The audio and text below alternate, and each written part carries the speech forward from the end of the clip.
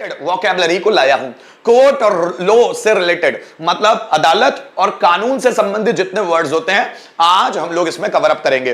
तो आइए फटाफट वर्ड्स को देखते हैं और साथ ही साथ जो मैं प्रोनाउंस कर रहा हूं वर्ड्स को उन प्रोनाउंसिएशन पर ध्यान दीजिएगा ताकि बेहतर मैनर में आप सीख पाए। ठीक है, वर्ड्स देखिएगा। क्राइम, क्राइम का मतलब होता है अपराध। क्राइम मतलब अपराध, अपराध मतलब क्राइम। सो अपराध बोलना है कि जैसे ये अपराध है, so it is a crime. तो क्राइम मतलब अपराध। अब अपराध करना, अपराध करने के लिए इंग्लिश में वर्ब क्या है? Commit a crime. यहां पर लिखा है commit a crime. Commit a crime का मतलब अपराध करना, जो एक वर्ब है। नेक्स्ट देखिएगा क्रिमिनल। क्रिमिनल एक एडजेक्टिव है इसी वर्ब से बना हुआ जिसका मतलब होता है अपराधी। जैसे मैंने बोला वह व्यक्ति अपराधी है, so that man is criminal. Criminal मतलब अपराधी। आगे देखिएगा लॉ। लॉ का मतलब होता है कानून। लॉ का मतलब होता है कानून, है ना। आगे देखिएगा लीगल। लीगल का मतलब होता है कानूनी। और अगर हम लोगों को इलीगल मतलब गैर कानून को बोलना हो तो उसके लिए हमको वर्ड बोलना पड़ेगा इलीगल। सो सबसे पहले कानून, कानून को बोलते हैं हम लॉ। अगर हमको बोलना है कानूनी तो हम बोलेंगे लीगल, और अगर हमको बोलना है गैर कानूनी तो हम बोलेंगे इलीगल। आगे वर्ड्स देखिएगा। जैसे कोई किसी को धमकी देता है तो धमकी को इंग्लिश में क्या बोलते हैं हम लोग? धमकी को इंग्लिश में कहा जाता है थ्रेट। थ्रेट मतलब धमकी, थ्रेट मतलब धमकी। आगे देखिएगा एग्रीमेंट। एग्रीमेंट का मतलब होता है समझौता। एग्रीमेंट मतलब समझौता। नेक्स्ट वर्ड है जस्टिस। जस्टिस का मतलब होता है न्याय या इंसाफ। न्याय या इंसाफ मतलब जस्टिस। और अगर हम लोगों को बोलना है अन्याय, उसके लिए उसी का अपोजिट वर्ड होगा, एंटोनिम होगा इनजस्टिस। क्या बोलेंगे? इनजस्टिस। मतलब जस्टिस न्याय या इंसाफ, और इनजस्टिस जिसको इनजस्टिस बोलेंगे हम लोग अन्याय। नेक्स्ट वर्ड है केस। केस का मतलब होता है मुकदमा। क्या होता है? केस मतलब मुकदमा। नेक्स्ट वर्ड है लिटिगेशन, जिसका मतलब भी मुकदमा होता है। मींस इंग्लिश लैंग्वेज में मुकदमा के लिए दो वर्ड है, केस और लिटिगेशन। नेक्स्ट वर्ड देखिएगा आई विटनेस। आई विटनेस का मतलब होता है चश्मदीद गवाह। जिसने किसी अपराध को, जिसने किसी क्राइम को देखा हुआ होता है अपनी आंखों से, उसको हम चश्मदीद गवाह कहते हैं। और चश्मदीद गवाह को इंग्लिश में बोलते हैं आई विटनेस। नेक्स्ट वर्ड है टेस्टिफाई। टेस्टिफाई का मतलब होता है गवाही देना। आपने देखा होगा फिल्मों में बहुत बार होता है कि सपोज कोर्ट का अंदर का एरिया है, वहां पर गवाही देने के लिए किसी को बुलाया जाता है तो गवाह को क्या बोलते हैं हम लोग? आई विटनेस। और गवाही देना को क्या बोलते हैं हम लोग? बोलते हैं टेस्टिफाई। ठीक है ना, क्या बोलते हैं? टेस्टिफाई। आगे देखिएगा फिर वर्ड सबूत। पुलिस सबूत जुटाने में जुटी हुई थी, तो सबूत को हम इंग्लिश में बोलते हैं प्रूफ। क्या बोलते हैं सबूत को? प्रूफ, या फिर एविडेंस भी कहा जाता है। प्रूफ या एविडेंस जिसको हम बोलते हैं सबूत। नेक्स्ट वर्ड है विटनेस बॉक्स। आप देखना जिस कटघरे में मुजरिम को या जिसके ऊपर आरोप लगाया जाता है उसको जब खड़ा किया जाता है या गवाह को लाया जाता है तो उस कटघरे को इंग्लिश में क्या बोलते हैं? Witness box. नेक्स्ट वर्ड है स्टेटमेंट। स्टेटमेंट का मतलब होता है बयान। जब भी कोई अपराध होता है या जब भी कोई क्राइम होता है तो उसके लिए जो कोर्ट केस वगैरह या कोर्ट कचहरी जो चलती रहती है उसमें दोनों पक्षों से दलीलें ली जाती है। सो दोनों पक्षों से दलीलें ली जाती है मतलब बयान लिए जाते हैं, जिसको हम बोलते हैं स्टेटमेंट। नेक्स्ट वर्ड है जजमेंट। जजमेंट का मतलब होता है फैसला। कोर्ट पूरा डिसीजन सुनाता है, पूरे दोनों पक्षों को सुनने के बाद वो फैसला सुनाता है, उस फैसले को बोलते हैं जजमेंट। नेक्स्ट वर्ड है पनिशमेंट। पनिशमेंट का मतलब होता है सजा। नेक्स्ट वर्ड है थीफ। थीफ का मतलब होता है चोर। थीफ का मतलब चोर या बर्गलर। बर्गलर का मतलब भी होता है चोर। चोर मतलब थीफ या बर्गलर। थीफ या बर्गलर। ठीक है। नेक्स्ट वर्ड है रिलीज। रिलीज का मतलब होता है आजाद करना। जैसे कोई व्यक्ति बहुत सालों से जेल में है, अब उसको मुक्त किया जा रहा है, आजाद किया जा रहा है, क्या बोलते हैं? रिलीज। आगे बढ़े इम्प्रीजन। इम्प्रीजन का मतलब होता है कैद करना। क्या होता है इम्प्रीजन का मतलब? कैद करना। और डिटेन का मतलब भी होता है कैद करना। इम्प्रीजन मतलब कैद करना या डिटेन माने कैद करना। नेक्स्ट वर्ड है बेल। बेल को हम बोलते हैं जमानत। अब ये गाय बैल वाला बैल नहीं है, ये जमानत वाला बैल है। BAIL बैल मतलब जमानत। नेक्स्ट वर्ड है प्लेंटिफ।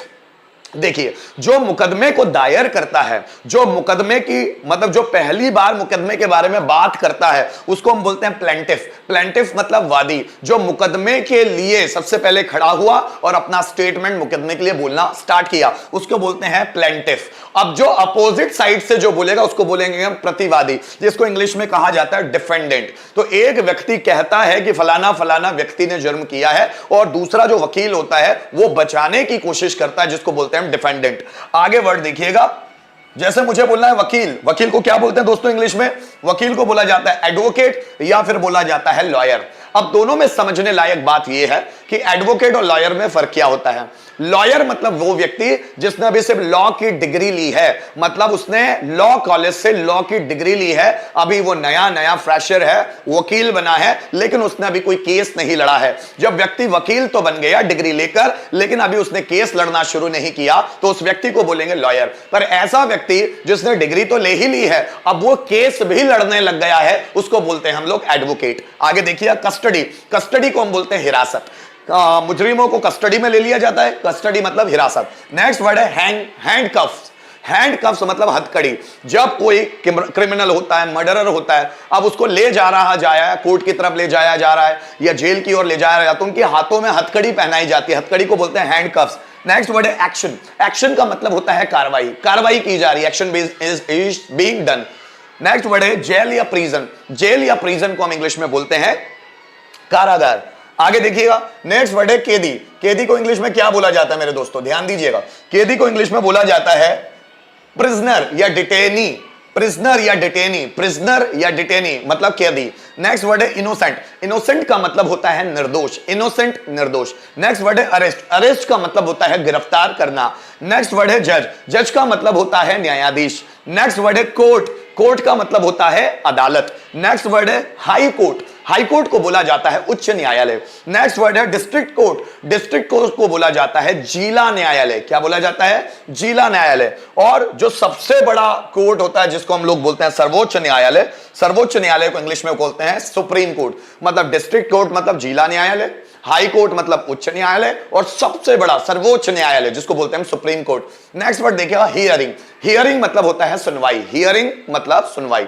नेक्स्ट वर्ड है डिफेमेशन। डिफेमेशन का मतलब होता है मानहानि, बदनामी, मानहानि। जैसे बोलते हैं ना कि तुमने मेरा नाम बदनाम किया, तुम पर मानहानि का दावा ठोकूंगा, मानहानि मतलब डिफेमेशन।